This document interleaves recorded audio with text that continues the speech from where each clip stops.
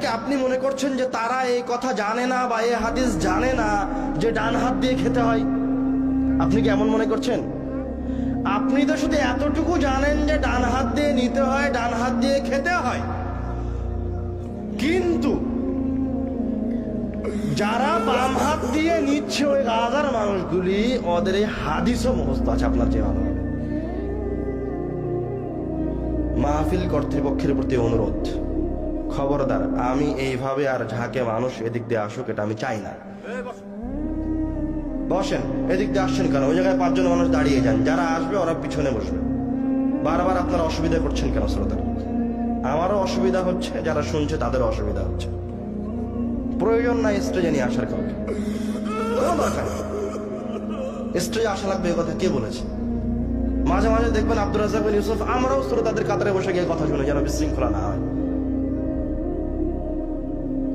সালাফি কনফারেন্সে দেখি আমরা মাঝে মাঝে শ্রোতাদের কাতারে বসে যাই, কেন ওই জায়গায় এখন ওই সময় উঠতে গেলে বক্তা এখন একটা গুরুত্বপূর্ণ পয়েন্টে আছে, তো শয়তান তাদেরকে আর দিকে নিয়ে চলে যায়। যখনই মানুষ আসছে আপনারা আর দিকে তাকাচ্ছেন, তো তাকাচ্ছেন কার ইয়াতে, কার ওয়াসওয়াসায় তাকাচ্ছেন? শয়তানের ওয়াসওয়াসায় তাকাচ্ছেন। শয়তান যে আপনাদেরকে ছেড়ে যায় না, শয়তান যে বড় নাশরবান্দা। বলেন আউযু বিল্লাহি মিনাশ শাইতানির রাজিম।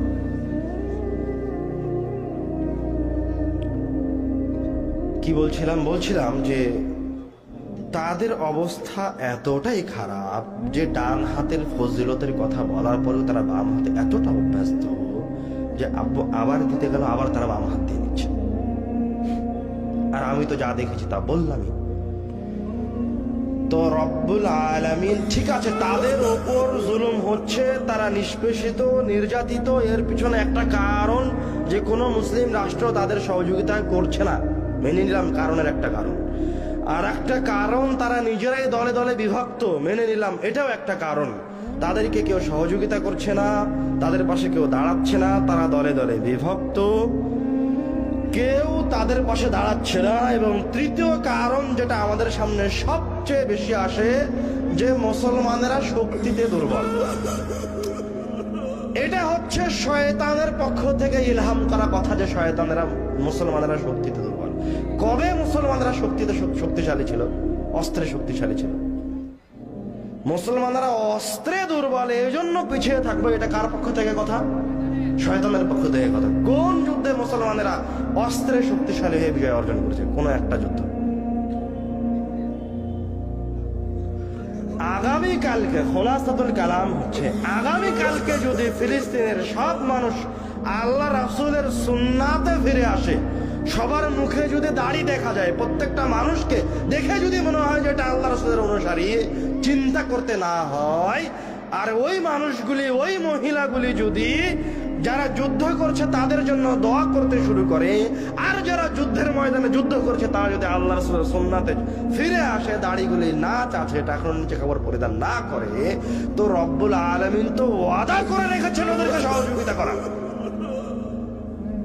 মানে পরের দিনই যেই দিন পরিবর্তন হবে, পরের দিনই ফিলিস্তিন ইসরায়েলের উপর বিজয় অর্জন করবে।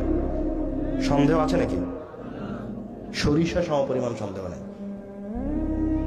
কোন অস্ত্র যদি না থাকে, আর পুরো মুসলিম উম্মাহ যদি আল্লাহ রাসূলের সুন্নাতকে গ্রহণ করে যুদ্ধের মাঠে নেমে যায়, যদি কোনো অস্ত্র না থাকে, আছে তো তারপরেও মুসলমানদের কাছে এখন ছোটখাটো ড্রোন আছে, রকেট লঞ্চার আছে, ওদের কাছেও আছে, এগুলো যদি না থাকে, যদি তীর নিয়ে ড্রোনের বিরুদ্ধে যুদ্ধে নামে, আর তীর নিক্ষেপ করা ড্রোনের দিকে, আর ওই ব্যক্তিটা, ওই মানুষগুলো যদি আল্লাহ রাসূলের প্রকৃত অনুসারী হয়, তো ওই তীরের আঘাতে আমেরিকার ইসরায়েল কি হবে?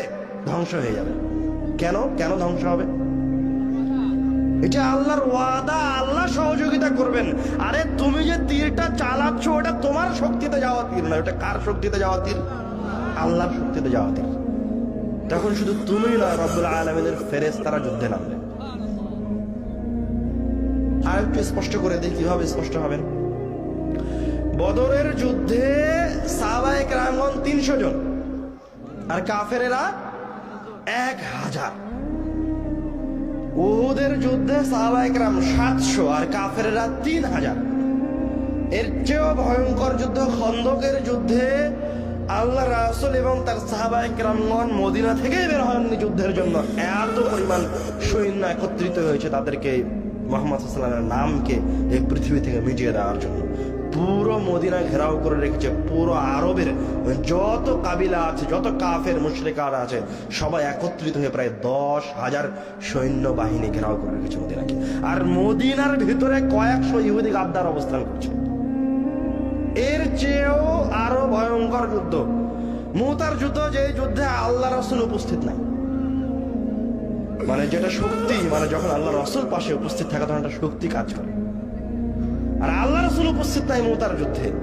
যারা যুদ্ধ করার জন্য গেছে তারা 2-3 হাজার সাহাবী। যাদের সাথে যুদ্ধ করার জন্য গেছে তারা তৎকালীন সময়ের পরাশক্তি রোমান সৈন্যবাহিনী। তাদের সৈন্য সংখ্যা প্রায় 2 লক্ষ। সুবহানাল্লাহ। 3 হাজার সাহাবী 2 লক্ষ কাফের বাহিনীর সাথে যুদ্ধ করবে।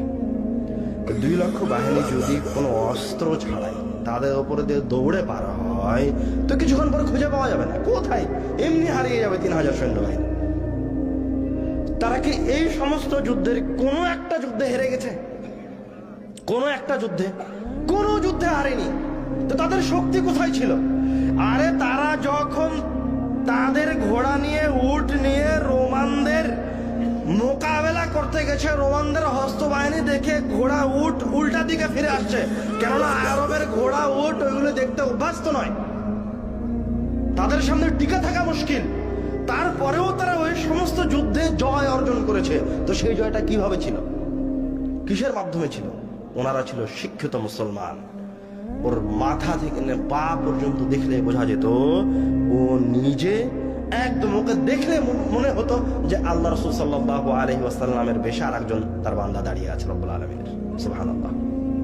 আর যখন মানুষ এরকম পরহেজগার হয়ে যায়, পরহেজগার হয়ে রব্বুল আলামিনকে ডাকে, তখন রব্বুল আলামিন তার ডাকে সাড়া দেন। তার একটা উদাহরণ বদরের যুদ্ধে রব্বুল আলামিন কোরআনুল কারীমের আয়াত অবতীর্ণ করছেন। যখন 300 সাহাবী, ভালো অস্ত্র নাই, ভালো পোশাক নাই, দুর্বল, খাওয়ার ভালো ব্যবস্থা হয়নি, 1000 কাফেরের সামনে দাঁড়িয়েছে। দাঁড়িয়ে তারা তো বিপদে, রব্বুল আলামিনের সাহায্য ছাড়া তাদের অস্তিত্ব বিলীন হয়ে যাবে। তা এই যে এইদিকে, খবরদার আপনি কথা বলবেন না স্টেজে, খবরদার কথা বলবেন না। আমি জানি না আপনি কে, কিন্তু কথা বলতে পাবেন যে যেই হন। এরপরে কথা বলছেন কেন? আমি আপনার কাছে মাফ চাচ্ছি, আমি ছোট মানুষ, কিন্তু আপনি অনেক বড় মানুষ, সম্মানিত মানুষ।